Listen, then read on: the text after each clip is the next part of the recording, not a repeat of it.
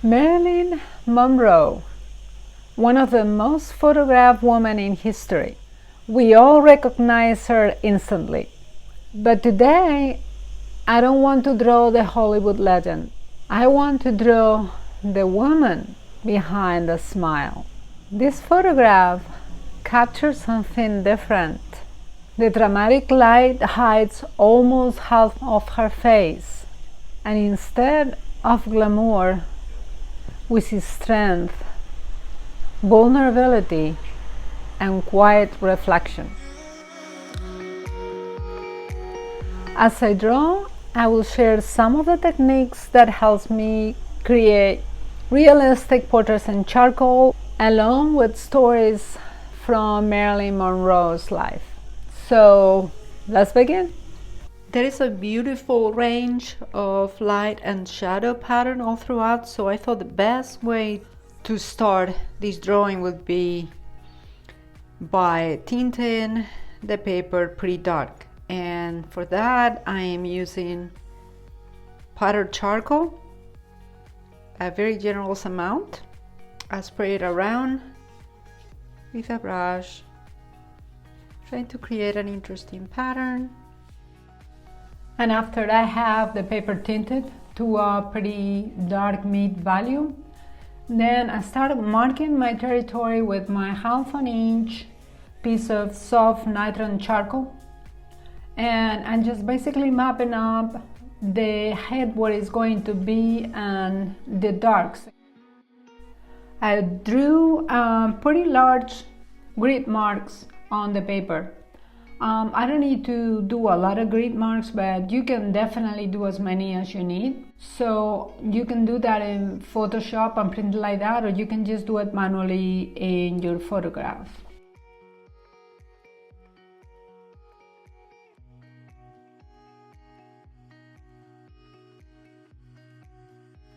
And it's funny because just as I said that I wanted to make sure that I get this part right, I realized I got the whole part wrong.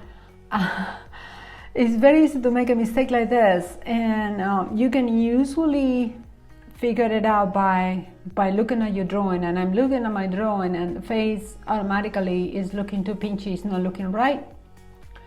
And that's when I realized that I didn't make the conversion right, because the size of the print is slightly different than the size of the paper. So I use the calculator and a basic elemental algebra, but you probably don't have to do that. You can just do it with a ruler to make sure that the grid marks were exactly the same, at the same ratio as the photograph. So I'm including the mistakes in here because mistakes are important. It shows you the thought process and how mistakes are part of the whole thing. And you can see how I correct a little bit of the chin line with a soft brush. Soft brushes are wonderful in very gently moving the charcoal around. And I advise you to have a couple of them near you whenever you're drawing. Normally, I will begin any charcoal portrait a lot more abstracty than this one. But the reason why I didn't do it is because not only that will not really teach you much, but when you're drawing somebody as widely recognizable and famous as Marilyn Monroe, the features really have to be in the right place, especially when the paper is so small. I debated whether I should use a larger size paper when this size is only 9 by 12 inches. When the size is so small, then it's much harder to get the features in the right place. It's easier to draw life size. Before she became Marilyn Monroe, she was Norma Jeane Mortensen. She was born on June 1st, 1926 in Los Angeles, California. She never knew her father, and her mother suffered from mental illness. Her childhood was anything but glamorous, and this is why she spent time in foster homes and an orphanage, never really having the stable family life many of us take for granted. It's incredible to think that someone with such difficult beginnings would later become one of the most recognizable faces in the world. Perhaps that's the reason why so many people still connect with her. They sense there was much more beneath the surface. Her natural hair was reddish brown, but her muted mark on her left cheek was real, and it became her signature mark along with her platinum hair once she died, and her wide and expressive smile. I believe it was Scott that asked me to draw Marilyn, so Scott, this drawing is for you. I hope you enjoy it. I really want you to tell me what you want me to do in the videos that you would like to see, and I will try to do my best to do just that. This is the reason why I'm drawing Marilyn today. When I was a child, I was absolutely obsessed with this woman. That was before the internet, so I had actually all my friends and family saving me all the clips and all the photographs that they found on Marilyn. I had my bedroom full of posters of her. I've watched many of her movies. I knew her life from the beginning to the end. It was an obsession that I've never quite been able to understand. But I even had a lot of drawings made of her, but I don't know what happened to them. They all got lost. Marilyn was often underestimated because of the role she played. But away from the cameras, she loved reading. There are many photographs of her reading books. Her personal library contained hundreds of books on literature, philosophy, psychology, and poetry. She studied acting seriously and wanted to be respected as an artist.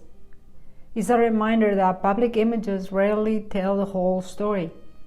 Many people and directors that worked with her thought that she wasn't very bright because she was unable to memorize her lines. But lack of intelligence or ability was not the case. The real reason is she suffered from extreme anxiety. I realized that I made a mistake on the line. When I'm looking at the grid line, it's supposed to be a little higher, so I'm using my kneaded eraser now to fix it. And notice how even with the grid lines, of course, I'm constantly measuring and making adjustments, and pretty much all the way until the end I will continue doing so. I want the hair to have the illusion of texture, and I want to keep it abstract. I don't want to define every single curl that she has, because I think it will contrast very nicely with the rendering of the face. If I render the face really well and I leave the shirt and the hair a little rough, the contrast will create an interesting juxtaposition.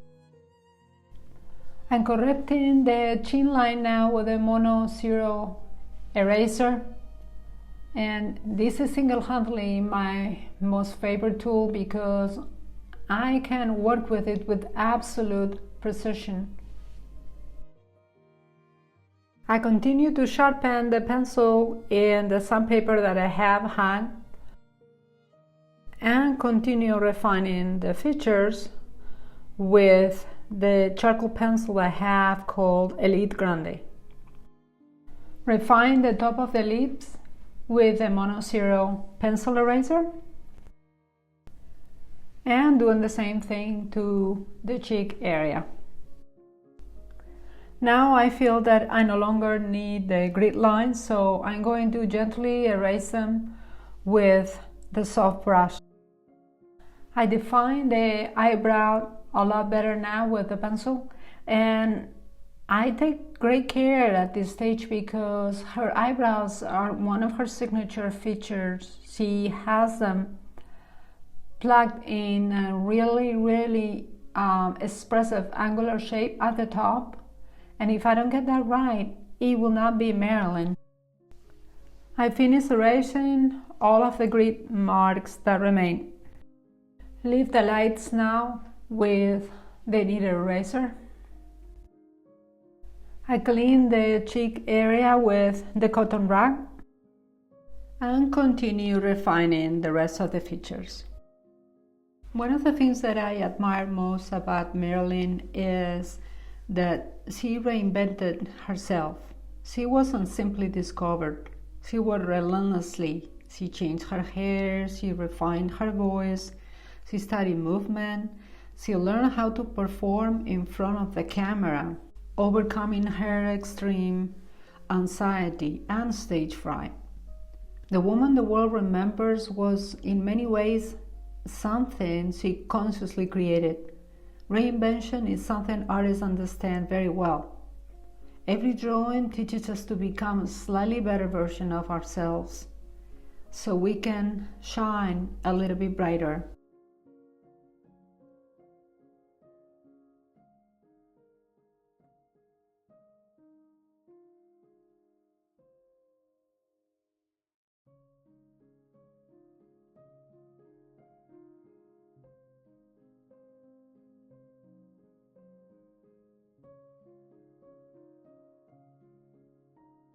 Well, at this stage, I'm not sure that I like what I got going on, so I'm giving the drawing a finger.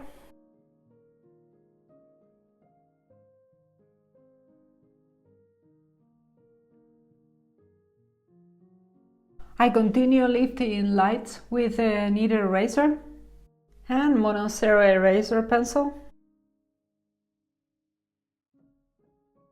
And soften and blend the teeth inside the mouth carefully with the diffuser or tortillon. And now I use a cotton swab to blend the delicate shades around the nose. And my pinky finger to blend the areas around the cheek. Lift the lights on the inside of the eyes with a monocero eraser. And the eyelids. Lift some lights on the hair. And now I continue lifting lights on the hair, but I switch to the sharp little square eraser that I have.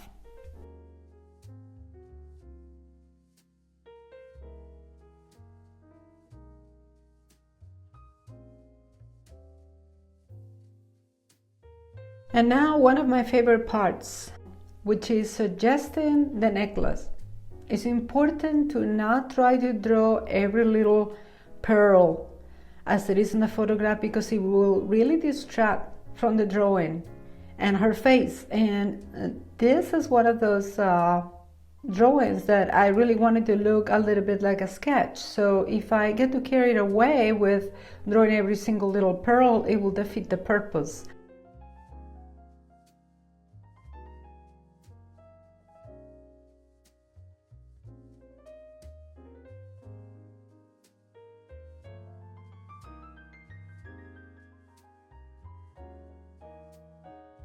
Lift some stronger lights with the electrical eraser.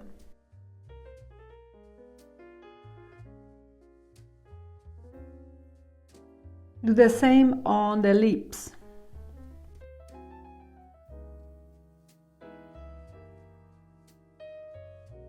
And the tip of the nose.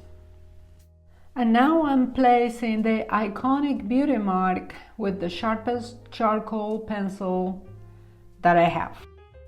And now finally the icing on the cake, which is her iconic eyelashes.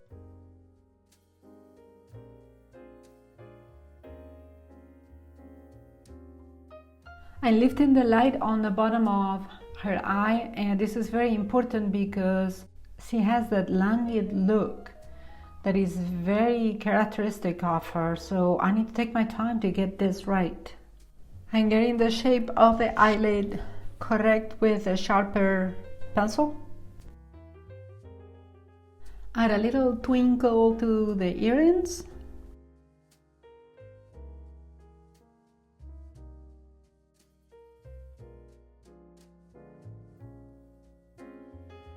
And lift a couple more strands of hair from the side.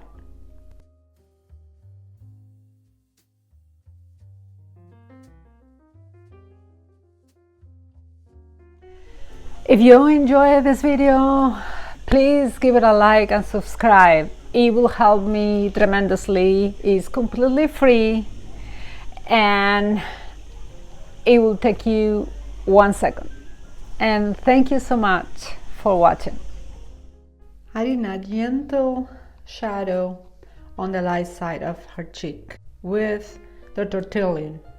Lifting some more lights with the kneaded eraser from the bridge of her nose. Cleaning her teeth a little bit more. Darkening the bottom part of her mouth. And finally softening some of the edges of her mouth with the tortillon.